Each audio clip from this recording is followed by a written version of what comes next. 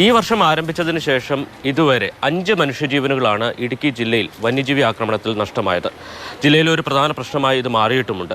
ഈ തെരഞ്ഞെടുപ്പിൽ മത്സരിക്കുന്ന 3 മുന്നണികളുടെ സ്ഥാനാർത്ഥികൾ അവർ എന്താണ് ജനങ്ങൾക്ക് ഈ വിഷയത്തിൽ നൽകുന്ന വാഗ്ദാനം? നമുക്കൊന്ന് നോക്കാം.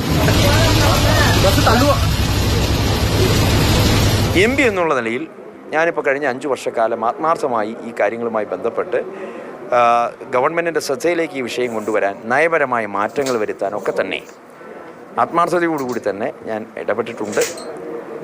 ഇവിടെ ഇനി അങ്ങോട്ട് ഒരവസരം കൂടി ലഭിച്ചാൽ തീർച്ചയായിട്ടും വന്യജീവി ആക്രമണം ഉണ്ടാകുന്ന മേഖലകളിൽ അവിടുത്തെ പ്രശ്നങ്ങൾ പരിഹരിക്കുന്നതിന് വേണ്ടി MP ഫണ്ടിൽ നിന്നും ഒരു നിശ്ചിത ശതമാനം തുക, അതെത്ര തുക എന്നൊന്നും പറഞ്ഞ ആളുകളെ പറ്റിക്കാൻ ഞാൻ തയ്യാറില്ല. എന്താണോ ഫോറസ്റ്റ് ഡിപ്പാർട്ട്മെൻറ്റിന് ആവശ്യമായിട്ടുള്ള തുക, ആ തുക നൽകാൻ ഞാൻ തയ്യാറാണ്. അത് 100% ഈ തെരഞ്ഞെടുപ്പിൽ ഞാൻ ജനങ്ങളോട് അറിയിക്കുകയും ചെയ്യും. അതിനകത്ത് യാതൊരു കലർപ്പുമില്ലാതെ ഞാൻ ആ കാര്യത്തിൽ ഇടപെടുകയും ചെയ്യും.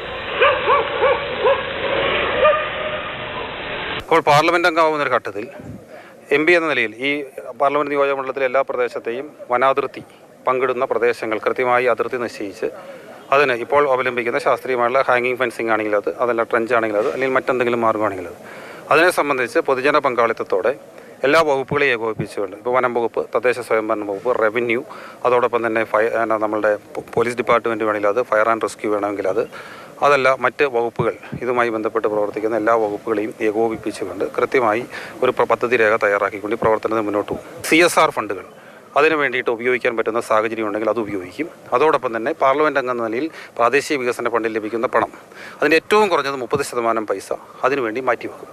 അപ്പോൾ അങ്ങനെ കൃത്യമായ ആസൂത്രണം അത് കൃത്യമായി ഏകോപിപ്പിക്കും, മോണിറ്റർ ചെയ്യും.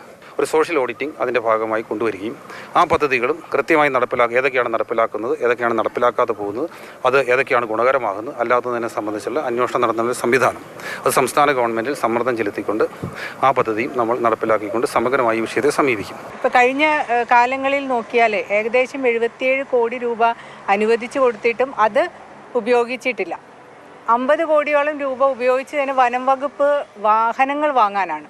പക്ഷേ യഥാർത്ഥത്തിൽ അതിൻ്റെ മരങ്ങൾ വെച്ച് പിടിപ്പിക്കുകയും സ്വാഭാവികമായ രീതിയിൽ ഇപ്പോൾ വിത്തുകളൊക്കെ ഇട്ട് ഞാവൽപ്പഴത്തിൻ്റെ വിത്തുകളെയൊക്കെ ഇട്ടുകൊണ്ട് അതിലെ വൃക്ഷങ്ങളൊക്കെ വെച്ച് പിടിപ്പിക്കുകയും അവർക്ക് വേണ്ട ഭക്ഷണം കൃത്യസമയത്ത് കൊടുക്കാനായിട്ടുള്ളൊരു സാഹചര്യം, അതോടൊപ്പം തന്നെ അവിടെ കൃത്യമായി വെള്ളം ലഭിക്കുന്നതിനുള്ള സാഹചര്യങ്ങളുമൊക്കെ ഒരുക്കാനായിട്ട് സാധിക്കുമായിരുന്നു. പക്ഷെ അതൊന്നും ചെയ്യാതെ യഥാർത്ഥത്തിൽ ഇത് ഒരു വന മേഖലയാക്കി മാറ്റുന്നതിൻ്റെ ഒരു ആസൂത്രിത ശ്രമമായിട്ടാണ് ഞാൻ മനസ്സിലാക്കുന്നത്. 3 സ്ഥാനാർത്ഥികളും അവരുടെ ഈ വിഷയത്തിലുള്ള കാഴ്ചപ്പാടുകളും പദ്ധതികളും വ്യക്തമാക്കി കഴിഞ്ഞു. ഉചിതമായ തിരഞ്ഞെടുപ്പ് നടത്തേണ്ടത് വോട്ടർമാരാണ്.